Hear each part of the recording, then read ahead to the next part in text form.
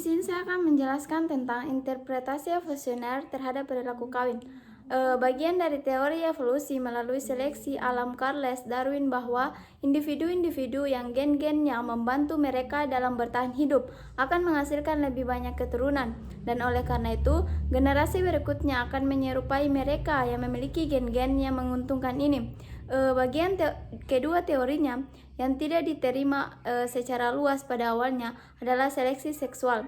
Gen yang membuat seseorang lebih menarik bagi kelamin lain akan meningkatkan kemungkinan reproduksi, dan karena itu generasi berikutnya akan mirip dengan memiliki gen-gen semacam itu. Dan perbedaan dalam hal kecemburuan. Secara tradisional, di hampir semua budaya, pria lebih cemburu pada perselingkuhan seorang istri dibandingkan wanita karena perselingkuhan seorang suami. Dari sudut pandang evolusi, mengapa? Jika seorang pria mewariskan gennya, titik kunci dalam evolusi, ia perlu memastikan bahwa anak-anaknya yang ia dukung adalah miliknya sendiri. Istri yang tidak setia mengancam kepastian itu. Seorang wanita tahu bahwa setiap anak yang ia kandung adalah anaknya sendiri. Pria cenderung lebih tertarik pada banyak pasangan seksual daripada wanita berdasarkan perspektif evolusi. Ini dapat dijelaskan oleh dua strategi reproduksi yang berhasil bagi pria, yaitu bersikap setia kepada satu wanita atau memiliki banyak pasangan wanita. Perbedaan dalam hal kecemburuan.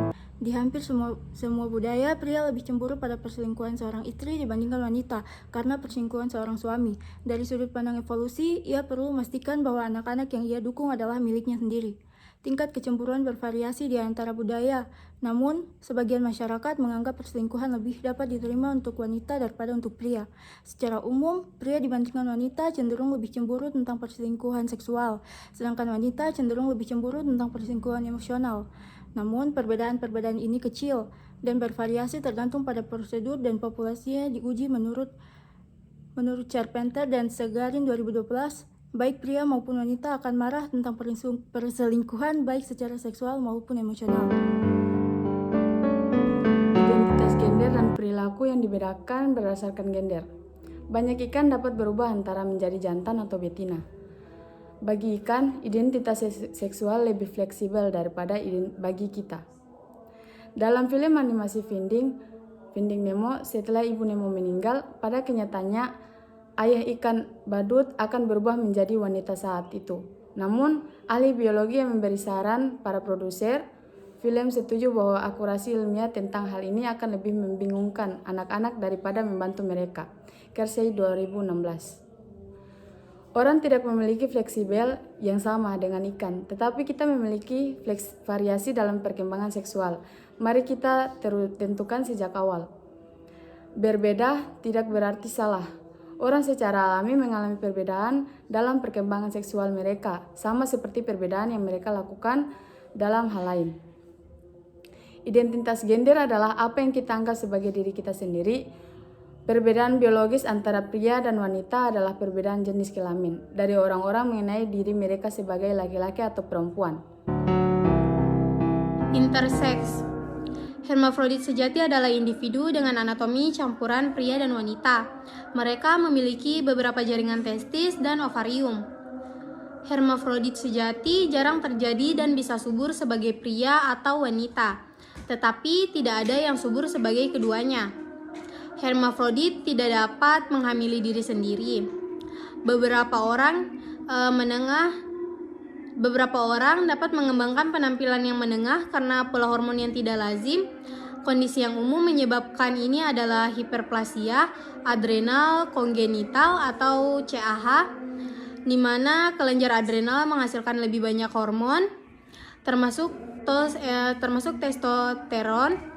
Wanita dengan CAH dapat mengalami maskulinisasi alat kelamin eksternal. Faktor genetik dan ketidakseimbangan hormon mempengaruhi perkembangan ini, sementara indung telur dan organ internal tidak terpengaruh secara signifikan.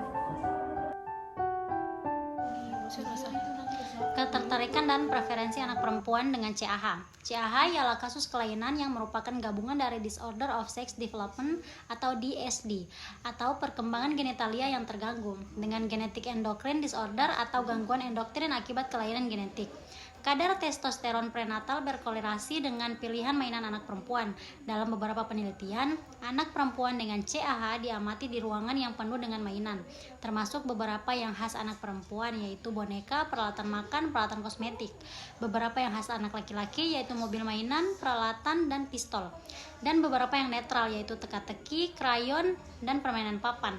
Anak-anak perempuan dengan CAH bermain dengan mainan anak laki-laki lebih banyak daripada kebanyakan anak perempuan lainnya, tetapi kurang dari rata-rata untuk anak laki-laki. Rata-rata anak perempuan dengan CAH juga melakukan sedikit lebih baik dalam keterampilan spasial dan mekanik daripada kebanyakan anak perempuan lainnya, yaitu ketika anak laki-laki umumnya lebih baik daripada anak perempuan. Sebuah penelitian terhadap anak perempuan dengan CAH pada masa remaja menemukan bahwa secara rata-rata minat mereka adalah sedang di antara minat remaja pria dan wanita. Contohnya, mereka lebih banyak membaca majalah gaya dan glamor daripada rata-rata untuk gadis remaja lainnya. Di masa dewasa, mereka menunjukkan lebih banyak agresi fisik daripada kebanyakan wanita lain dan kurang minat pada bayi. Feminisasi testis. Ketidakpekaan androgen atau feminisasi testis adalah kondisi di mana seseorang memiliki pola kromosom XY dan menghasilkan androgen, tetapi tidak memiliki reseptor yang memungkinkan respon terhadap androgen. Ini menghasilkan berbagai anatomi, termasuk penis yang lebih kecil dan alat kelamin yang mirip dengan wanita. Secara psikologis, individu dengan kondisi ini berkembang sebagai wanita tipikal. Mulai tahun 1950-an, dokter mulai merekomendasikan bahwa siapapun dengan penampilan genital menengah atau ambigu harus dibesarkan sebagai seorang gadis. Hal ini dikarenakan alasan medis, yaitu lebih mudah mengoperasi kelamin mereka menjadi kelamin wanita. Kemudian dokter dan psikolog juga berasumsi bahwa setiap anak yang dibesarkan secara konsisten sebagai seorang gadis akan sepenuhnya menerima identitas itu. Tetapi kemudian muncul kembali pertanyaan, apakah mereka bahagia selamanya? Jawabannya adalah belum tentu, karena laki-laki dengan cochlear extrophy yang dibesarkan sebagai perempuan semua mengembangkan minat khas laki-laki. Banyak atau sebagian besar akhirnya menuntut penempatan kembali mereka sebagai laki-laki, dan hampir semua mengembangkan ketertarikan seksual mereka terhadap perempuan, bukan kepada laki-laki. Kemudian anak perempuan juga dengan riwayat yang sama juga sulit menyesuaikan penyesuaian seksual mereka. Misalnya, banyak wanita seperti itu mengalami inkontinensia urin dan kesulitan seksual yang signifikan, termasuk kurangnya orgasme. Banyak yang melaporkan tidak ada pasangan seksual dan sedikit kesenangan dalam seks. Dalam satu penelitian, 25% mengatakan mereka tidak pernah memiliki hubungan cinta jenis apapun. Banyak interseks berharap mereka memiliki klitoris awal yang diperbesar alih-alih struktur yang dimutilasi dan tidak sensitif yang ditinggalkan oleh seorang anak. Bagaimana seharusnya anak seperti itu dibesarkan? Yang pertama, jujurlah sepenuhnya dengan orang yang interseks dan keluarganya. Yang kedua, identifikasi anak itu sebagai laki-laki atau perempuan. Dan yang ketiga, jangan melakukan operasi genital pada anak. Selanjutnya, di sini ada perbedaan penampilan seksual. Untuk menyelesaikan peran dan hormon dalam menentukan identitas gender, pengamatan yang paling menentukan akan datang dari membesarkan bayi laki-laki normal sebagai perempuan atau membesarkan bayi perempuan normal sebagai laki-laki. Jika orang tersebut sepenuhnya menerima peran yang ditugaskan, kita akan tahu bahwa pengasuhan menentukan identitas gender meskipun tidak ada yang mau melakukan percobaan seperti itu dengan sengaja. Kita bisa belajar dari peristiwa yang tidak disengaja. Manusia menemukan orientasi seksual mereka. Mereka dapat memilih tindakan mereka, tetapi bukan keinginan atau orientasi mereka. Lebih dari sekadar orang memilih apakah akan kidal atau tidak. Sementara kebanyakan pria menemukan orientasi seksual mereka sejak dini. Banyak wanita lebih lambat. Biseksualitas jauh lebih umum pada wanita daripada pada pria dan lebih umum pada orang yang lebih muda daripada orang yang lebih tua. relatif sedikit pria yang biseksual, meskipun beberapa kebanyakan hetero atau kebanyakan gay. Meskipun seorang pria mungkin memiliki pengalaman homoseksual dan heteroseksual, profesi dan fantasinya hampir selalu bersandar kuat satu arah daripada yang lain. Daripada setara, beberapa wanita beralih antara orientasi homoseksual dan heteroseksual, mungkin lebih dari sekali, sedangkan pria jarang berganti orientasi. Perbedaan perilaku dan anatomi. Seseorang yang homoseksual dan heteroseksual berbeda secara anatomis dan beberapa hal. Rata-rata bentuk hidung dan bentuk dahi berbeda antara pria homoseksual dan heteroseksual. Dan juga antara wanita homoseksual dan heteroseksual. Skorska, Genial, Friesen, McCormick, dan Begert 2015. Rata-rata pria heteroseksual sedikit lebih tinggi dan lebih berat daripada pria homoseksual, Bogart 2010. Namun mari kita tekankan istilah rata-rata dan sedikit. Perbedaan rata-rata hanya 1,5 cm, sekitar setengah inci. Berlawanan dengan stereotip, beberapa pria homoseksual memiliki penampilan tinggi, atletis, dan maskulin. Rata-rata orang yang berbeda dalam orientasi seksual juga berbeda dalam perilaku tertentu yang tidak terkait langsung dengan seks. Misalnya laki-laki gay lebih cenderung memilih karir tipikal perempuan daripada rata-rata seperti penjual bunga atau penata rambut. Kecenderungan itu telah didokumentasikan di semua serta budaya Amerika dan Eropa.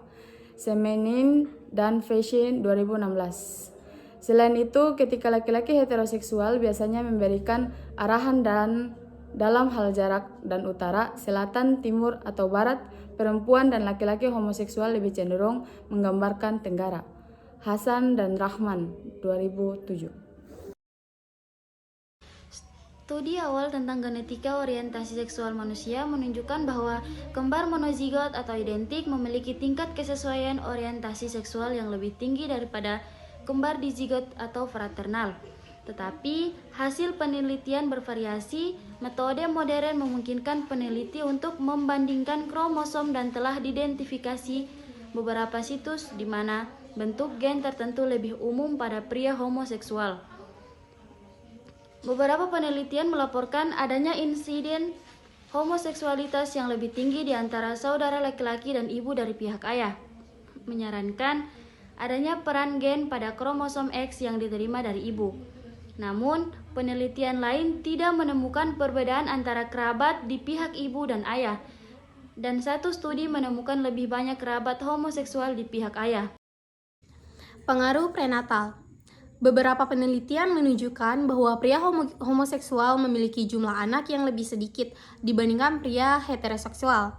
Namun, orientasi homoseksual memiliki dasar genetik, sehingga mengapa evolusi tidak memiliki secara kuat gen-gen tersebut menjadi pertanyaan. Salah satu kemungkinan adalah gen homoseksualitas dipelihara melalui seleksi keluarga, di mana individu homoseksual membantu saudara dan saudari mereka dalam membesarkan anak.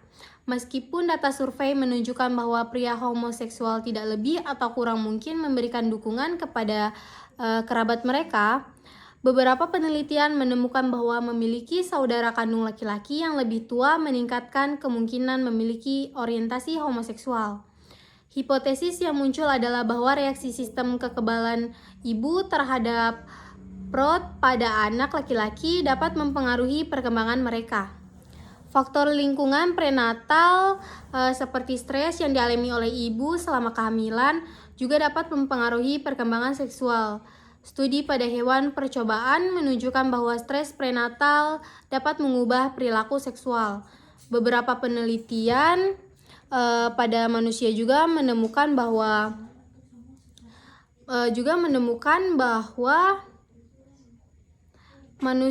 bahwa ibu-ibu dari anak laki-laki homoseksual mengingat bahwa mereka mengalami stres selama kehamilan. Namun, perbedaan orientasi seksual kemungkinan disebabkan oleh faktor genetik, epigenetik, dan lingkungan prenatal serta pengalaman hidup yang masih kurang dipahami.